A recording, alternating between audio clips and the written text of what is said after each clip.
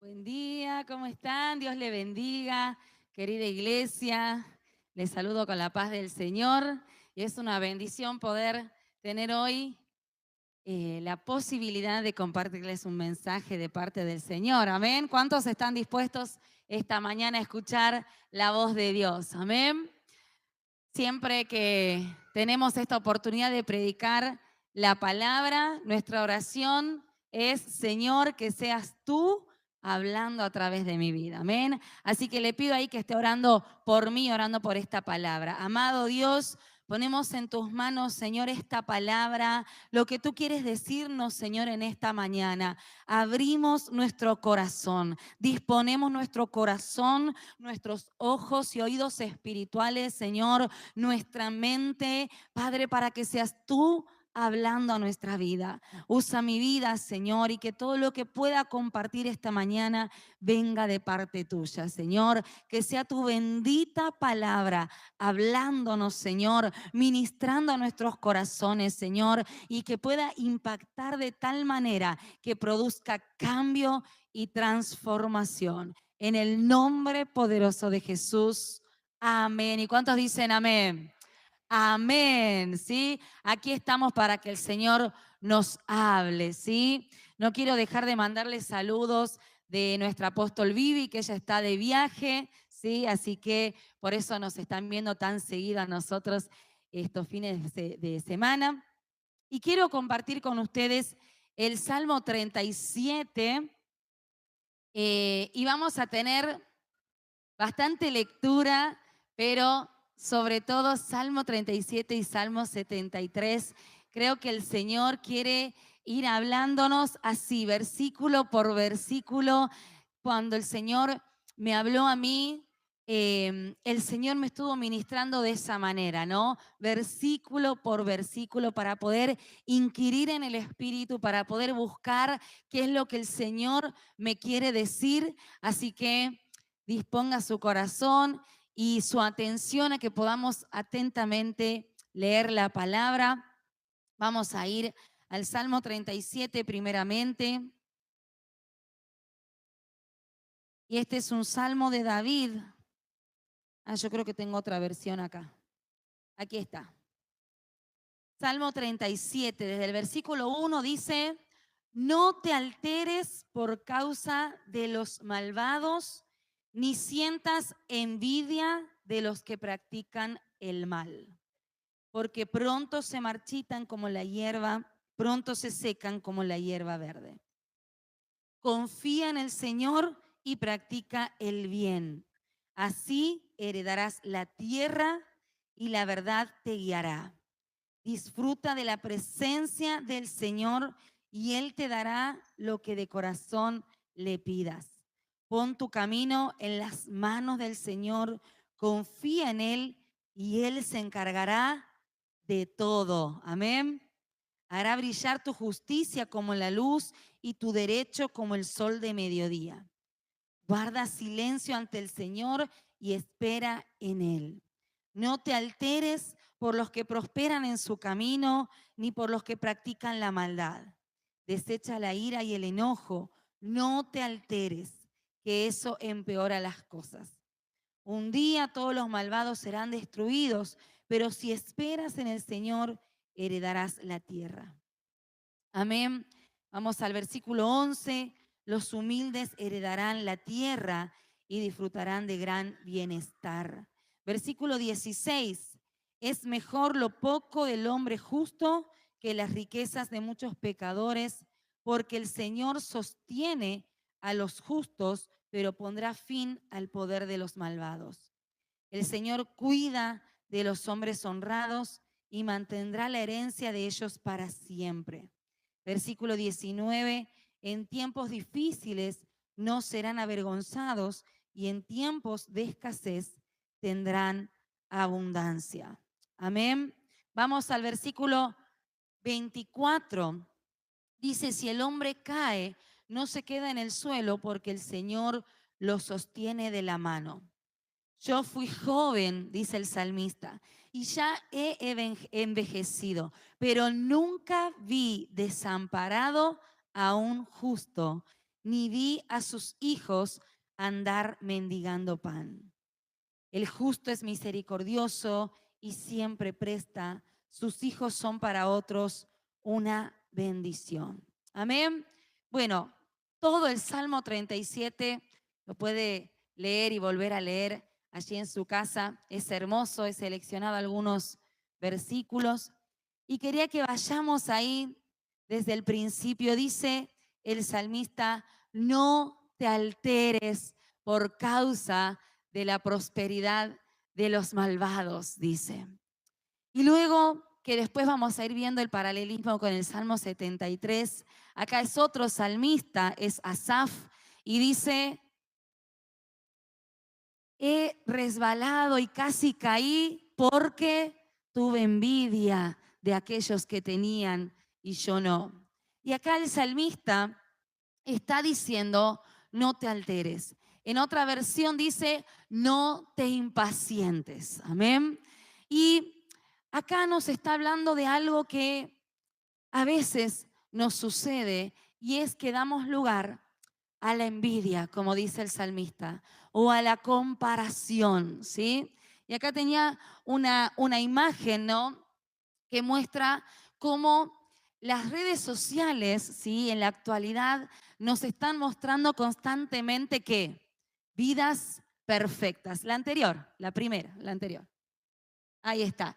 Vivimos en la era de las vidas perfectas, ¿sí? En donde todas las publicaciones, todas las fotos, todo es de la vida perfecta, ¿no? La casa perfecta, la familia perfecta, el matrimonio perfecto, los ministerios, hasta ministerios perfectos, ¿sí? Esa es la imagen que recibimos constantemente a través de las redes sociales. Pero es acá donde surgen preguntas como estas: ¿por qué ellos? ¿Sí? ¿Por qué ellos sí, yo no? ¿Por qué a ellos les va bien y a mí no? ¿Sí? ¿Por qué yo no? Y acá comienza a gestarse lo que es este espíritu, este sentimiento de comparación, de envidia, ¿sí? Y quería que veamos de que la envidia, la comparación, ¿sí?, no es la raíz del problema. La raíz del problema, y ahí sí vamos a la siguiente, ¿sí?, está en lo que hay en lo más profundo del corazón, ¿sí? ¿Qué es lo que hacemos? Comparamos. Pero ¿cuál es el sentimiento que está por debajo de eso? La insuficiencia, la inferioridad, el sentirme menos que el otro, el sentir que yo no soy capaz, el sentir que yo no tengo lo suficiente. Y ese sentimiento de inferioridad, ¿sí?, en sí no está mal en sí mismo. ¿Por qué? Porque vemos en la Biblia que hay muchos siervos del Señor que tuvieron este sentimiento de inferioridad. Señor, yo no soy capaz. ¿Sí? Jeremías, cuando Dios lo llama, dice: no, yo soy muy joven, yo no puedo. Moisés, cuando Dios lo llama, dice: no, yo no sé hablar. O sea que ese sentimiento de inferioridad, de insuficiencia, no está mal en sí mismo. Depende hacia dónde yo canalizo ese sentimiento, ¿sí? Pero miren lo más profundo, la raíz profunda de lo que es lo superficial, que es la comparación, es la desconfianza. ¿Y la desconfianza hacia quién? Hacia Dios. Porque cuando yo cuestiono de por qué el otro tiene lo que yo no tengo, o por qué a él le va bien y a mí no me va bien, de alguna manera yo estoy poniendo en duda, estoy sospechando de los planes de Dios para mi vida, que son perfectos. Estoy dudando, estoy poniendo en duda la confianza que yo tengo de que Dios es quien tiene cuidado de mí, quien sabe perfectamente lo que me da, cuándo me lo da y por qué. Amén. Es decir, que cuando yo me comparo, cuando yo doy lugar a la envidia, en realidad estoy cuestionando a Dios, ¿sí? Estoy cuestionando, estoy diciendo quizás: Dios se ha equivocado. Quizás Dios se está demorando. Quizás Dios se ha olvidado de mí y se está ocupando del otro. Y Dios no es así, ¿sí? No podemos poner en duda la inefabilidad de Dios. ¿Sabe qué es eso? Eso significa que Dios nunca falla, que Dios nunca erra, ¿sí? Dios nunca se equivoca, Dios jamás se ha equivocado. Y cuando yo pongo esa desconfianza, cuando yo doy lugar a eso, yo estoy diciendo, quizás Dios se esté equivocando. Amén. Que Dios nos libre de caer en esta desconfianza. Y vamos a ver entonces qué es lo que sucede con esa insuficiencia. Cuando yo tengo ese sentimiento de insuficiencia, como hablábamos de estos grandes hombres de Dios, que en su momento se sintieron pequeños, se sintieron insuficientes, ¿qué hicieron? Pusieron su mirada en Dios y eso los llevó a la dependencia de Dios. Pero cuando yo a ese sentimiento de insuficiencia lo llevo a dudar sobre Dios y a compararme en cuanto y en torno a los demás, eso da lugar a la envidia en mi vida, ¿sí? Pero miren acá, incluso pensaba en otro de los ejemplos como Gedeón, ¿no? Que Gedeón decía, no, Señor, nosotros no podemos porque somos los más pequeños, ¿sí? Somos los menos, los que menor cantidad somos, no vamos a poder. Y miren cómo Dios siempre utilizó lo pequeño para glorificarse. ¿Qué quiere decir? De que esa inferioridad lo que nos tiene que hacer creer es que yo no soy suficiente, pero con Dios yo voy a poder. Con Dios yo lo voy a alcanzar. Amén. Él es el que nos hace suficientes, pero en Él, porque nos lleva a esa dependencia de Dios. Amén. Y yo pensaba, cuando leía estos salmos, tanto el 37 como el 73, habla constantemente de la comparación con los malvados, ¿no? Dice, porque aquellos que no temen a Dios, aquellos que no honran a Dios, o sea que la comparación del salmista se da con los que no creen en Dios y les va bien, con los que no temen a Dios y les va bien. Entonces el salmista no entiende y dice, ¿cómo puede ser que a ellos les vaya bien? ¿Cómo puede ser que si no aman a Dios les vaya bien? Y empieza a gestarse este sentimiento de envidia, de comparación. Y yo veía que no solamente se da con el malvado, que no solamente la comparación se da con el que no ama a Dios, sino que la comparación también se da dentro de la iglesia. La comparación se da también dentro de la misma familia, entre hermanos, ¿sí? Y la comparación es un veneno, ¿sí? La comparación empieza a amargar y angustiar nuestra alma. Por eso vamos a ir al 73 ahora y después vamos a volver, porque quiero que vean cómo el salmista, cuando él comienza a compararse, cuando él comienza a ver cómo a los demás les iba bien, dice,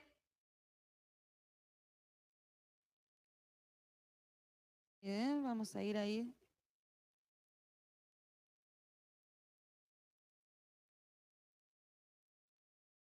El versículo 2 dice, en cuanto a mí casi se deslizaron mis pies y poco faltó para que mis pasos resbalaran. Y es que tuve envidia de los arrogantes al ver cómo prosperaban esos malvados. Y dice el 21, dice, yo tenía el alma llena de amargura y sentía que el corazón me punzaba. Amén. Es decir, esa envidia, esa comparación amarga nuestra alma, ¿sí? Hace que nuestro corazón no esté en paz, ¿sí? Y hay un significado literal del hebreo, ¿sí? Cuando habla de alterarse, tanto este no te alteres como el no te impacientes, el impacientarse y el alterarse, estas palabras del hebreo, ¿sí? Significan arder, ¿sí? pero no es un fuego lindo, es un fuego que no me da paz, ¿sí? Es el fuego de la envidia, del resentimiento, de la frustración, de la ansiedad. Entonces, cuando yo doy lugar a la comparación, a la envidia, estoy dejando que ese fuego, que esa alteración, que esa angustia entre a mi vida, ¿sí? Y quiero darles un ejemplo en el Nuevo Testamento, en Juan capítulo 21, ¿sí? En Juan capítulo 21, versículo 20.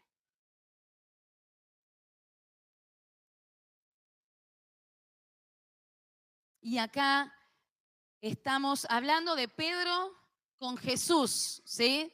Está hablando Jesús con Pedro, pero Pedro va a traer ahí a colación a otra persona. Vamos a ir a Juan 21, del 20 al 22. Dice, eh, perdón, les doy un poco el contexto, es cuando Jesús aparece ya resucitado a Pedro y le dice, Pedro, ¿me amas? ¿Sí? Y le pregunta 3 veces y luego le dice, Jesús, ve y apacienta mis ovejas.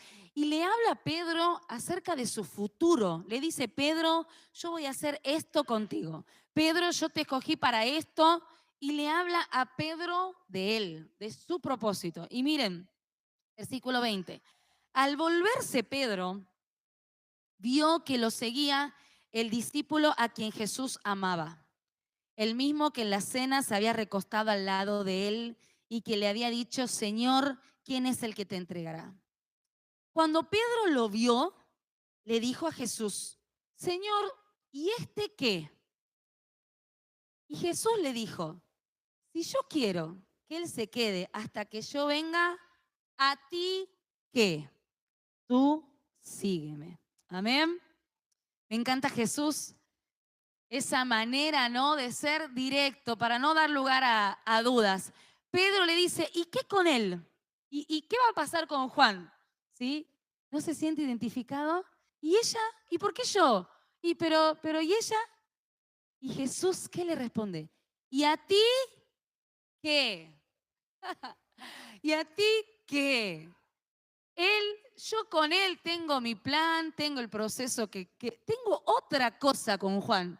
Con vos yo tengo esto. Vos preocupate por lo que yo te estoy diciendo a vos, no por lo que yo le voy a decir a Juan, ¿sí? Pero acá vemos el corazón humano, que el corazón humano está viendo al otro, se está comparando con el otro. Pero Jesús dice, tú sígueme. Amén. Es decir, enfócate en lo que yo te estoy diciendo.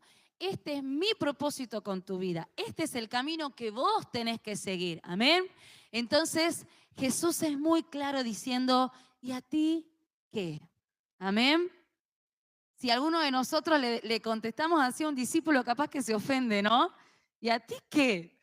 Pero Jesús era muy directo. Jesús, yo siempre digo que Jesús me reta con amor, ¿sí? Porque yo entro a la presencia de Dios y Jesús me da respuestas así, pero yo siempre las siento con esa bondad y ese amor de Jesús, porque Él siempre nos dice las cosas en amor, amén. Aunque suenen duras, aunque suene un poco chocante, el Señor le está diciendo, pero ¿a ti qué? ¿Qué te importa lo que yo hago con el otro?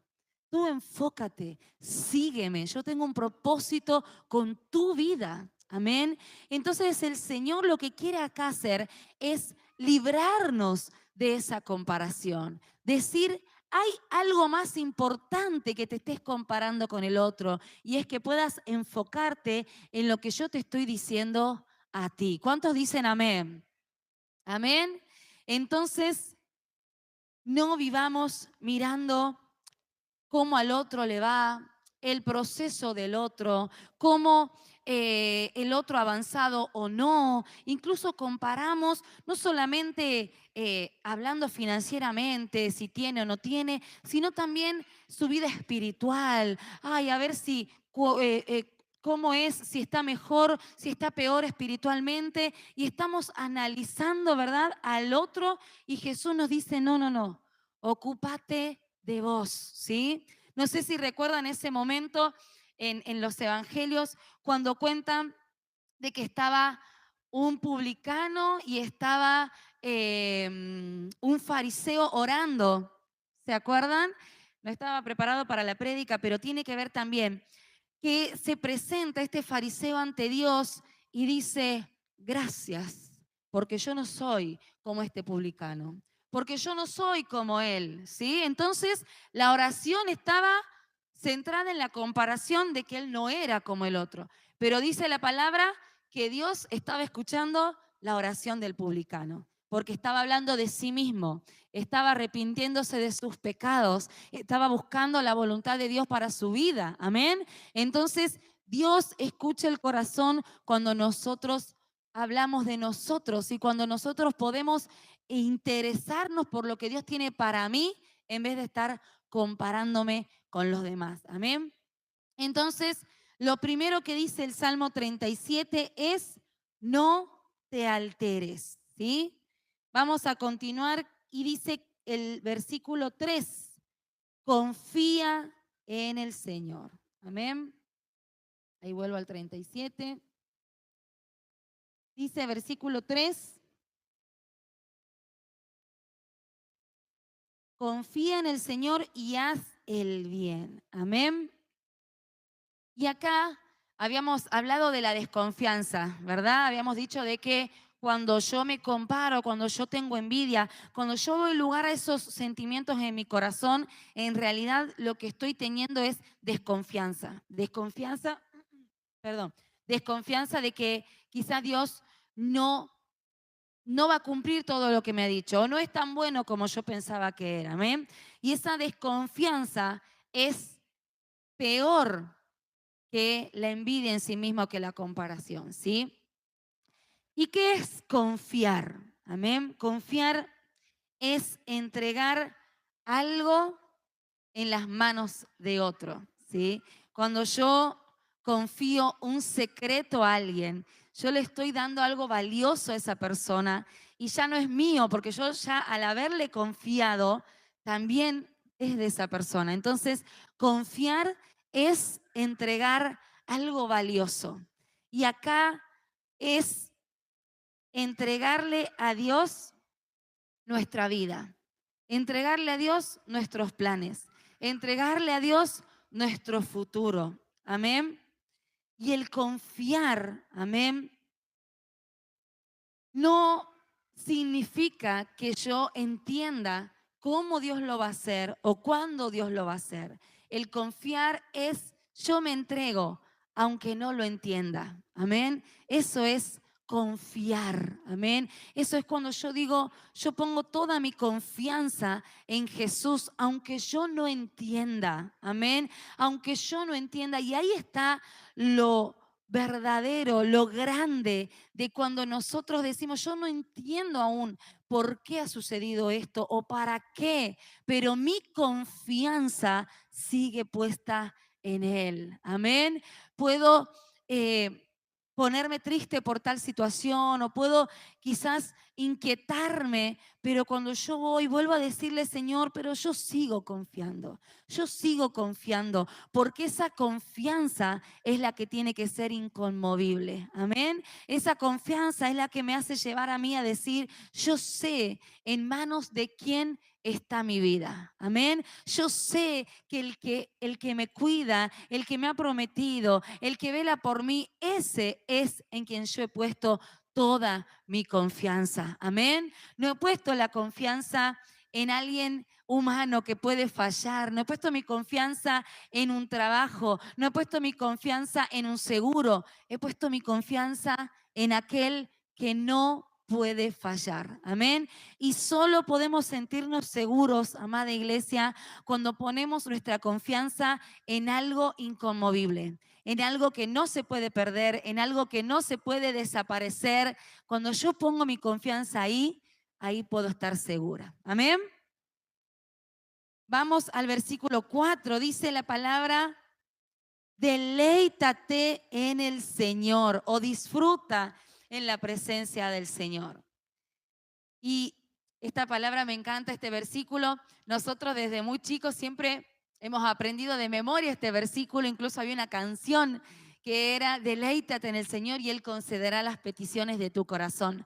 Y a veces lo tomamos como, no sé, como poesía, ¿no? Él concederá las peticiones de tu corazón. Pero en realidad es una respuesta, ¿sí? Es deleítate en el Señor y Él concederá las peticiones de tu corazón. Amén. A veces deseamos solamente la última parte, que el Señor conceda las peticiones o los deseos de tu corazón. Pero dice la palabra, deleítate en el Señor. ¿Cómo nos deleitamos en el Señor? Estando en su presencia. Amén. Estando en su presencia. Ahí yo puedo disfrutar del Señor, disfrutar de lo que Él es. ¿Y saben qué pasa ahí?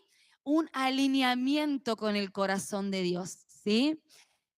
Una de las preguntas que yo me hacía con este versículo es, ¿y qué pasa si las peticiones de nuestro corazón no son conforme a lo que Dios ha pensado para mí? Y ahí la respuesta misma está en la primera parte del versículo, donde dice, deleítate en el Señor. ¿Qué pasa cuando yo estoy en la presencia del Señor? Se produce esta unión entre el corazón de Dios y mi corazón. Cuando yo me meto en el corazón de Dios, mis peticiones se convierten en peticiones conforme al corazón de Dios. Amén. Entonces yo ahí, en la presencia de Dios, ya no dudo de si mis peticiones son o no conforme a Él, porque yo estoy en su presencia, yo estoy conociendo su corazón. Amén. Y miren lo que le pasa después a Asaf. En el Salmo 73 dice Asaf, yo no podía comprender, yo no podía entender por qué a los demás les iba bien, por qué ellos podían burlarse incluso de mí. Y dice el Salmo 73, hasta que entré a la presencia del Señor, dice al santuario, hasta que entré al santuario y allí comprendí. Amén. Es decir, que hay cosas que solamente vamos a poder resolver en la presencia de Dios. Amén. Entonces, cuando nos deleitamos en Él, se produce esto, ¿no? Comienzo a anhelar lo que el Señor anhela. Empiezo a hacer que mi corazón con el corazón de Dios se entrelacen y sean uno. Amén. Y cuando yo entiendo y cuando yo estoy ahí en la presencia del Señor, cuando yo aprendo a deleitarme en su presencia, es cuando yo comienzo a entender que todo lo que yo pueda anhelar y que todo lo que yo pueda pedir es insuficiente comparado a lo que significa tenerlo a Él, tenerlo a Dios en mi vida. Amén. Cuando estamos en su presencia, nos damos cuenta de que aunque yo tuviera todo lo que yo pido, pero si me falta su presencia, no tengo nada. Amén. Y ahí este versículo precioso del Salmo 73 dice, versículo 25, ¿a quién tengo en los cielos? Solo a ti. Sin ti no quiero nada aquí en la tierra. Dios mío, eres la roca de mi corazón, eres la herencia que para siempre me ha tocado. ¿Cuántos dicen amén? Eso es estar en la presencia de Dios. Cuando yo sé que me faltan muchas cosas, ya sean materiales, emocionales, espirituales, yo sé que me falta mucho, pero cuando estoy en la presencia de Dios, me doy cuenta de que, Señor, ¿qué más quiero yo acá en la tierra? Si yo te tengo a ti, ¿qué más quiero yo acá en la tierra? Tú eres mi porción, tú eres mi herencia. Amén. Ustedes saben que de las 12 tribus de Israel, ¿sí? Se les dieron a todos, se les dio tierra, ¿sí? Menos a la tribu de Leví. La tribu de Leví no tenía un territorio. no tenía un territorio. Los levitas son los adoradores, los que están llamados a estar en la presencia de Dios. ¿Y por qué Dios no les dio territorio a los levitas? Porque Él mismo les dijo, mi porción para ustedes soy yo mismo. Amén. La herencia para los levitas era Dios mismo. Entonces eso es el entender que puede ser que me falten cosas, pero cuando yo lo tengo a Dios, cuando yo tengo la plenitud de Dios, entonces lo tengo todo. Amén. Amén. Aleluya. Entonces, deleitarnos en el Señor. Deleitarme en Él hace que Él se convierta en mi mayor deleite. ¿Cuántos dicen amén? Amén.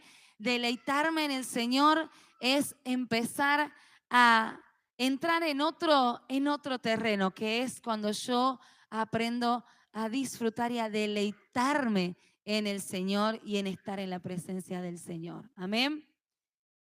Vamos a avanzar hacia el versículo 5. Dice, pon tu camino en las manos del Señor, ¿sí? En otras versiones dice, encomienda al Señor tu camino o encomienda a Jehová tu camino. Encomendar nuestra vida, nuestro camino a Dios es cuando yo le doy a otra persona una tarea que yo no voy a hacer, ¿sí? Si a ustedes le dicen en su trabajo, bueno, anda, manda un mensaje a tal persona, están encomendándome tal tarea. ¿Qué quiere decir? Que esa persona no lo va a hacer, que me encomendó la tarea para que yo la haga, ¿sí? Encomendarle a alguien es decir, yo no me voy a ocupar, te hago responsable a vos. Eso es encomendar. Entonces acá la palabra dice, encomienda al Señor tu camino. Entonces, si yo decido encomendar al Señor mi camino, le estoy diciendo, ya no me encargo yo. Amén. Le estamos diciendo a Dios, Señor, acá está tu responsabilidad. Tú tienes escrita mi vida, tú tienes escrito mi futuro. Así que te encomiendo mis caminos a ti. No me voy a hacer cargo yo, hazte cargo tú. Amén. Y es la decisión más sabia que podemos tomar en nuestra vida. Amén. ¿Qué es lo que suele suceder? Queremos nosotros ser responsables de nuestra propia vida y de nuestro propio futuro. Y hay cosas, obviamente las decisiones que tomamos van a incidir en nuestro futuro. Obviamente tiene que ver todo lo que yo decida hoy, pero yo no tengo control sobre mi futuro. ¿Sí? El que tiene el control, el que tiene el gobierno sobre todo lo que pueda llegar a pasar en mi futuro es el Señor. Amén. Entonces yo tengo que encomendarle a Dios, a aquel que puede sostener mi futuro. A Él le encomiendo mi vida. Amén. Es decir, yo si tengo, yo he tenido acá unas pasantes de la universidad. Yo les dije, bueno, les di una tarea, bueno, tenés que traducir esto al portugués. A ver, yo tengo que creer y saber que esa persona tiene la capacidad para hacerlo, ¿verdad? O sea, no le voy a decir a alguien que yo sé que no lo puede hacer. Entonces, de igual manera pasa con Dios. Cuando yo entiendo de que yo no soy suficiente para diseñar mi futuro, pero Dios sí, yo le encomiendo a Dios porque yo sé que Él es capaz, yo sé que Él puede sostener mi futuro, yo sé que Él puede sostener mi vida y yo sé que Él ha escrito mi vida. Así que no tengo por qué temer, no tengo por qué vivir con ansiedad si el Señor ya ha escrito mi futuro. Amén. Y esto nos llena de paz, amén, porque yo ya no cargo sobre mis espaldas el peso de mi futuro, ¿no? Ya mi futuro, al estar en las manos de Dios, yo puedo descansar, yo puedo confiar, volvemos a la confianza. Ya no llevo yo esos caminos que humanamente hubiese escrito para mi vida, ¿sí? ¿Por qué? Porque nosotros humanamente somos limitados, ¿sí? Y aunque yo quiera y sueñe con un futuro hermoso, sin Dios y queriendo hacerlo a mi manera, no lo voy a poder lograr. Amén. Vamos a ir al versículo 7, dice, guarda silencio ante el Señor y espera en Él. Amén. Y esto ya tiene que ver con una continuidad de acciones, ¿sí? No me altero, confío, pongo en las manos de Dios mis caminos, entonces puedo descansar, puedo confiar de que yo puedo estar tranquila, que yo puedo estar en paz, que yo puedo guardar silencio y esperar en Él. Amén. Y este es el descanso que el Señor nos está llamando a tener. Un descanso que significa yo espero en Él. Un descanso en donde no se traduce como pasividad, como diciendo no voy a hacer nada, total el Señor ya tiene escrito mi futuro. No, tiene que ver con que yo vivo confiada, hago todas las cosas que el Señor me mandó a hacer, pero descansando de que Él es el que cuida de mí, de que Él es el que tiene mi futuro asegurado. Amén. Y hablando de ese futuro asegurado, quiero que vayamos hacia los últimos versículos, desde el 16 al 26, en donde David comienza a hablar acerca de, ya no de lo que tiene o no tiene, o de lo que tiene el otro y yo no tengo, sino que ya empieza a hablar de identidad, ¿sí? De identidad de hijo, de identidad de hijo de Dios. Y eso es lo que nos tiene que quedar claro en esta mañana, ¿sí? Esto que tiene que ver con la identidad. Y hay un versículo clave que dice, fui joven y ya he envejecido, pero nunca vi desamparado a un justo. Amén. Justos somos todos nosotros porque hemos sido justificados por el Señor. Amén. Y dice, no he visto nunca desamparado al justo. ¿Sí? Y este amparo nos habla de identidad. Es decir, el justo puede tener problemas, sí. El justo puede estar pasando por momentos de necesidad, sí. Pero el justo nunca va a ser desamparado. Nunca va a ser desamparado. Y me confirmaban acá durante el culto con los versículos que han compartido, ¿no? El Salmo 27, aunque tu padre y tu madre te dejasen, yo nunca te dejaré. Eso habla de yo no te voy a desamparar. Sea quien sea que te suelte la mano, sea quien sea que te abandone, que te traicione, yo no te voy a desamparar. Amén. El Salmo 23 que dice, el Señor es mi pastor y nada me falta. Y no habla solamente de lo económico, es yo sé que nada me falta, porque Él es mi amparo, porque Él es el que me sostiene. Amén. No sé si a alguno le ha pasado, pero cuando uno pierde a alguien que significaba ese amparo en su vida, ¿no? Cuando uno pierde un padre, una madre, un esposo, o cuando se da un divorcio, una separación, el primer miedo es, ¿y ahora estoy desamparada? Estoy desamparado. Ahora, ¿quién me ampara? Si me va mal, ¿a dónde voy? ¿Quién? ¿Quién va a ser el que me va a dar esa seguridad de que si yo estoy mal, tengo esa persona ahí a quien puedo acudir, a quien puedo buscar? Me he quedado sola. Esa mamá que un día ese hombre se va y queda con sus hijos y dice, ¿y ahora?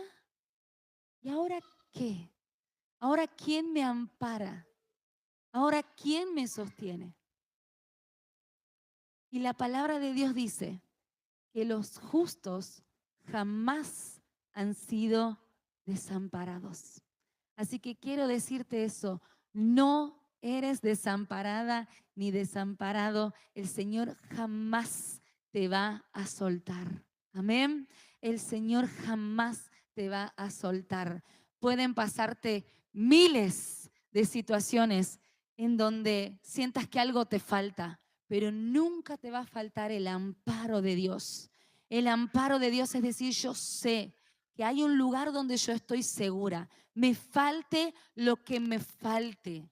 Aún si estoy enferma, si tengo necesidad, si estoy pasando por una crisis, si he perdido a alguien importante en mi vida, yo sé que tengo a alguien que me ampara. Amén.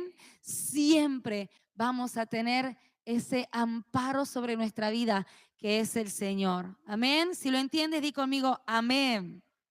Amén, ¿sí? No estamos más desamparados porque el Señor no nos abandona. Y esta es la identidad. Esta es la identidad de hijo, ¿sí? Que cuando yo veo que otro prospera y yo no, mi pregunta no tiene que ser por qué él y yo no. Es yo sé que tengo amparo.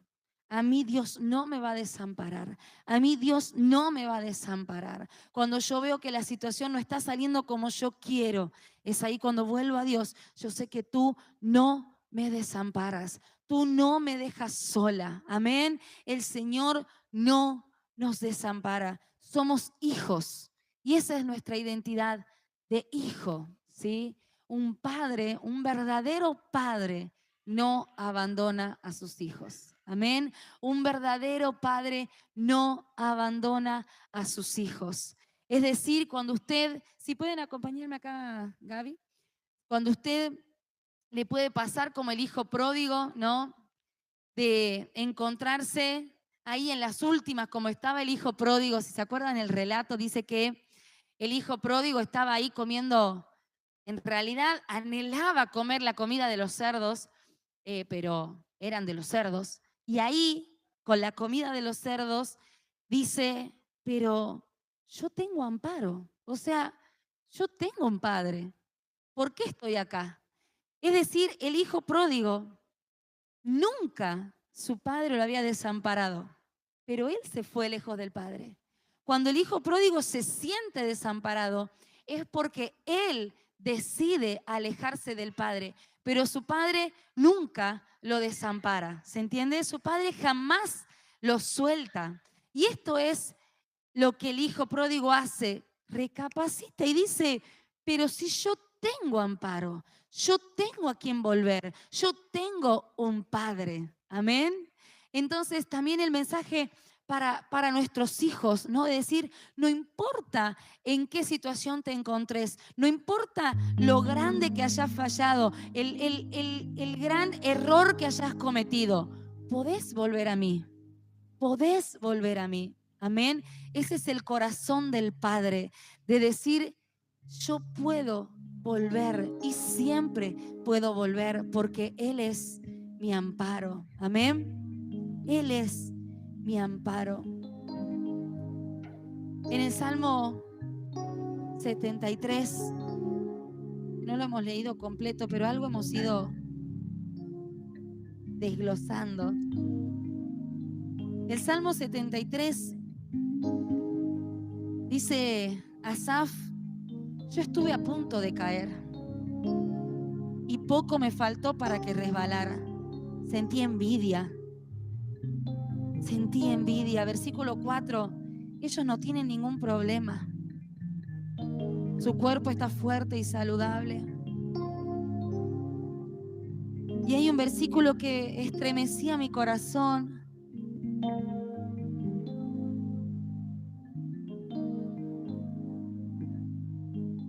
El versículo 13, que dice, en verdad, ¿de qué me sirve mantener mi corazón limpio y mis manos lavadas en la inocencia? Versículo 13, ¿de qué me sirve? ¿Y cuántas veces damos lugar a esta pregunta, no? ¿De qué me sirve hacer las cosas bien? ¿De qué me sirve ir a la iglesia? esforzarme, ser honesto en mi trabajo. Si el otro que es deshonesto le va así, ¿de qué me sirve vivir en integridad? ¿De qué me sirve?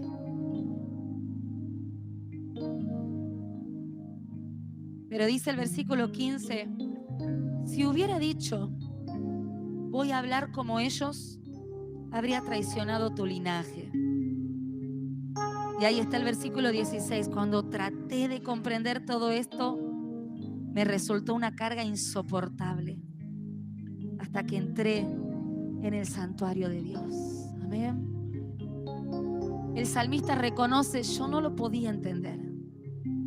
El salmista dice, no había forma que yo entienda por qué, si yo hago las cosas bien, si yo te sirvo, si yo vivo acá, si yo me guardo de hacer tantas cosas. Dice, no lo entiendo. Y no había forma que humanamente lo entienda. Por eso dice el siguiente versículo, me resultaba imposible de comprender, me resultaba una carga insoportable de cargar, hasta que entré en tu presencia y allí comprendí. Y lo que realmente comprende el salmista es el versículo 25. ¿A quién tengo en el cielo sino a ti? Si estoy contigo, ya nada quiero en la tierra. Podrán desfallecer mi cuerpo y mi espíritu, pero Dios fortalece mi corazón. Él es mi herencia eterna. Amén. No importa lo que pase con los demás, el proceso que tengan los demás, el camino que estén transitando los demás. Acá lo que importa es que yo sé dónde estoy yo. El versículo 23 dice, pero yo siempre estoy contigo, pues tú me sostienes de la mano derecha. Esta es la verdad. Esto es lo que tiene que quedar grabado a fuego en nuestro corazón. Y no el fuego de la envidia, sino el fuego del Espíritu Santo que me da. Eres hijo, eres hija y yo no te desamparo. Amén. Yo no te desamparo. Nuestra identidad está en entender que Dios es todo lo que yo necesito. Amén. Dios es todo lo que necesito. No nos dejemos engañar. Acá yo entiendo que es como que Asaf le responde a David. David en el Salmo 37 dice todo lo que hay que hacer en contra de la envidia. Y Asaf en el capítulo 73 dice, me ha ido mal. Traté de obedecer lo que dijiste ahí, pero casi que caigo. Casi mis pies resbalan porque tuve envidia, porque no entendí. Y es porque el Salmo 37 no se puede entender si no vamos a la presencia de Dios, que es lo que hizo Asaf. Asaf dice, hermoso David todo lo que escribiste en el Salmo 37, hermoso los consejos que me das, pero no llego a comprender hasta que entré ahí a la presencia de Dios y entendí, Señor, ¿qué sería mi vida sin ti? Señor, ¿qué sería mi vida sin ti? ¿A quién tengo yo en los cielos sino a ti? ¿Y qué más quiero yo en la tierra? Si no te tengo a ti, no tengo nada. Líbranos, Señor, de mirar al otro, de compararnos con el otro. Líbranos, Señor, de que nuestra medida sea el otro. Nuestra medida eres tú. Queremos alcanzar la perfección en ti. Y eso solo lo lograremos el día que tú regreses por nosotros. Mientras tanto, queremos ir caminando para parecernos más a ti.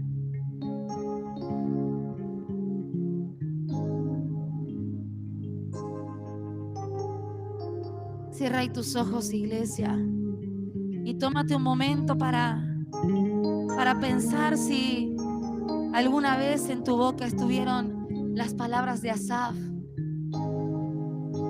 de este salmista que fue sincero con el Señor y que dijo: Señor, te confieso que tuve envidia, que me he comparado con los demás.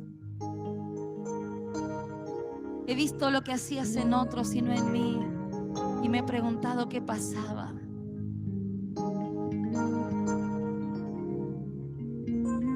Y lo peor de todo es que no solamente he dudado de lo que estabas haciendo conmigo, sino que he dudado de ti, de quién eres tú, Señor. Y en mi vida tú me has mostrado que has sido bueno. En mi vida me has mostrado que tú siempre me has sostenido y nunca me has desamparado. Pero en mi mente he dado lugar a pensamientos que no eran tuyos, Señor. Y así como este salmista, hoy vengo delante de ti, Señor.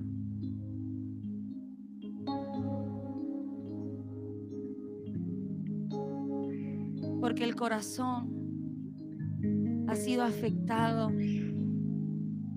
porque he dado lugar a la angustia. Me afané. Hasta me he preguntado de qué me sirve mantener mi corazón limpio y mis manos lavadas en la inocencia. Hasta he dudado, Señor, de lo que tú me pedías que haga. Perdóname, Señor. Perdóname. Que sea este el momento en el que puedas hablar con Dios. Y si te sientes identificado, identificada con este salmista, con Asaf,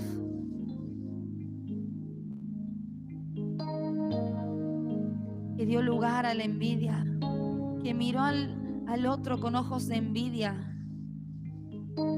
y no solo al malvado, sino incluso dentro del reino de la iglesia. Quizás has envidiado otra vida, otra familia, has envidiado la familia del otro, has envidiado los bienes del otro, has envidiado el ministerio del otro. Y da mucha vergüenza decir que uno ha envidiado. Pero hoy estás delante de Dios,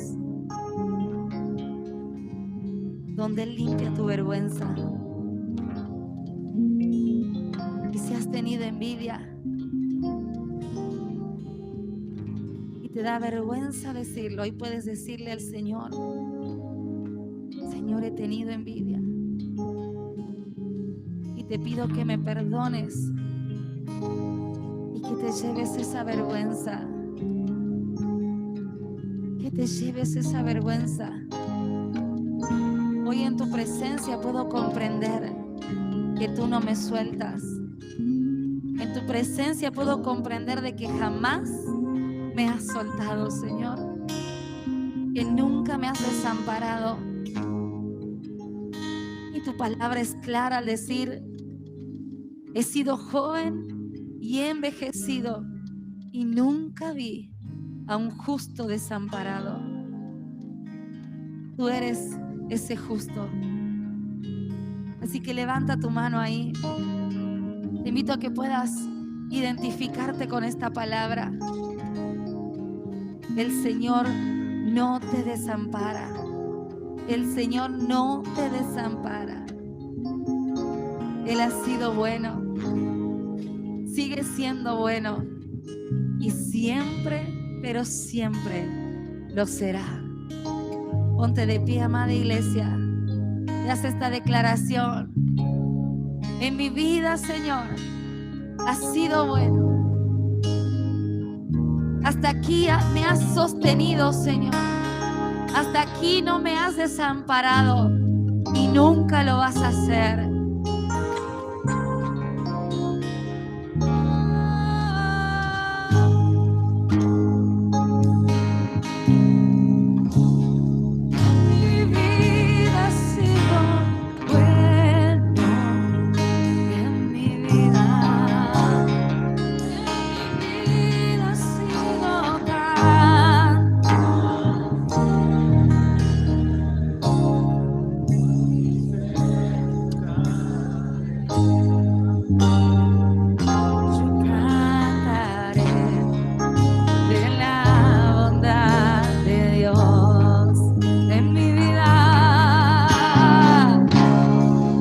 mi vida has sido bueno,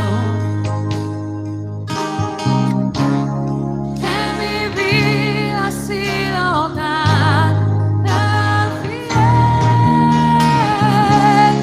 con mi ser, con cada día, yo cantaré de la bondad de Dios. Decláralo en mi vida,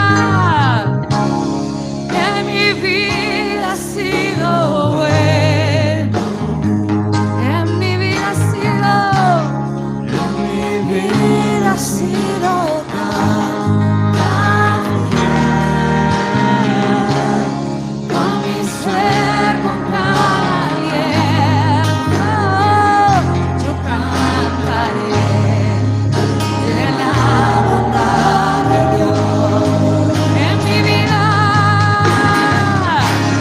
que mi vida ha sido buena, que en toda mi vida he sido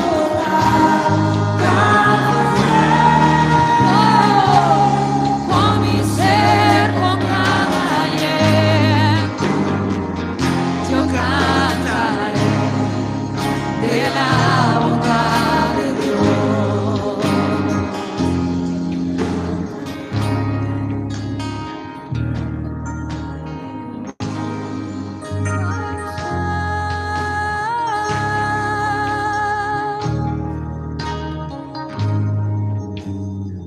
Siempre ha sido bueno,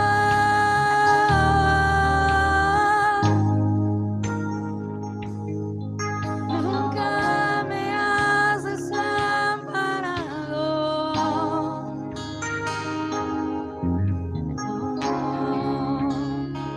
nunca me has soltado,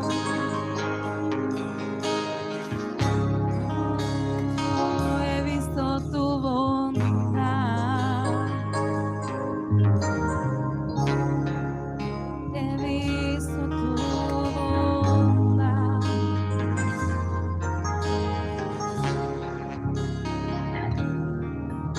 Y no vamos a dudar de ti, Señor. No vamos a dudar de que nuestra vida ha sido escrita por ti, Señor. De que tú tienes cuidado de cada detalle en nuestra vida, Señor. Y sabes muy bien el futuro que nos espera. Y mientras tanto, vamos a seguir confiando. Vamos a encomendarte a ti nuestros caminos, Señor.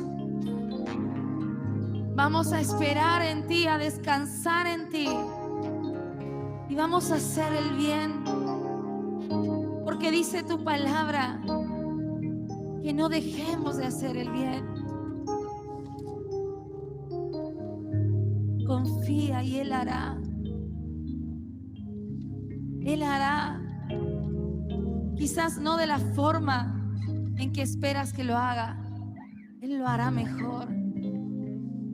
Él lo hará porque Él es bueno y su fidelidad te sigue para siempre. El bien y la misericordia del Señor te seguirán todos los días de tu vida.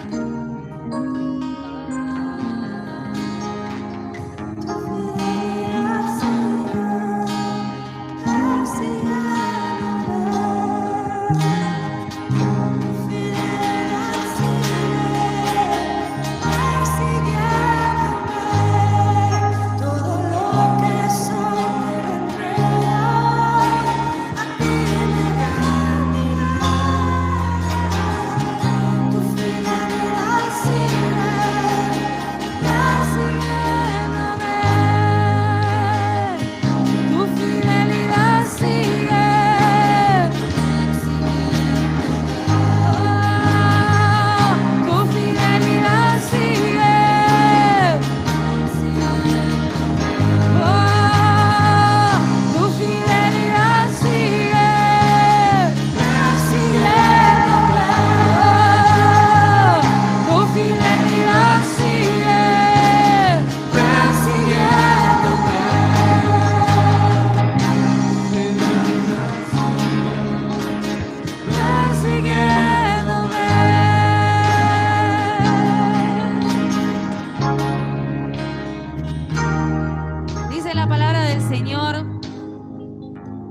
bondad y la misericordia del Señor te seguirán todos los días de tu vida.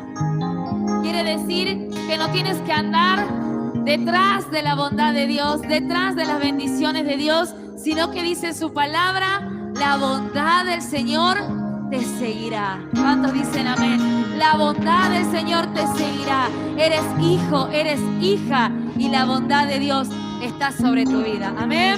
Di un fuerte amén y dile, yo confío en ti, Señor. Eres tú mi esperanza, mi sostén, mi refugio. Eres todo lo que necesito. Vamos, en toda mi vida tú has sido bueno. En mi vida has sido bueno. En toda mi vida has sido tan fiel.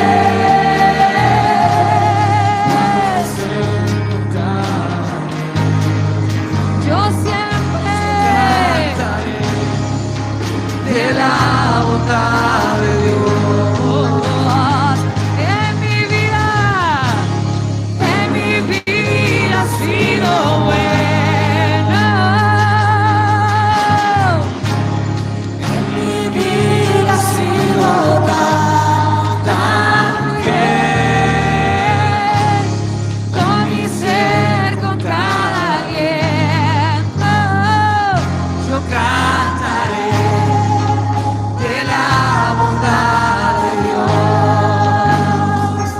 Yo cantaré de la bondad de Dios. Yo cantaré de la bondad de Dios. Aleluya. Cuán bueno eres. Aleluya. Amén, amén. Aleluya, te bendigo, amada iglesia. Y ahí al que cruces, suéltale una bendición. Amén. Una bendición. Dile, te seguirá para siempre la bondad del Señor. Amén. Les bendecimos. Nos vemos en las actividades semanales y el fin de semana que viene. Nos encontramos aquí nuevamente. Amén.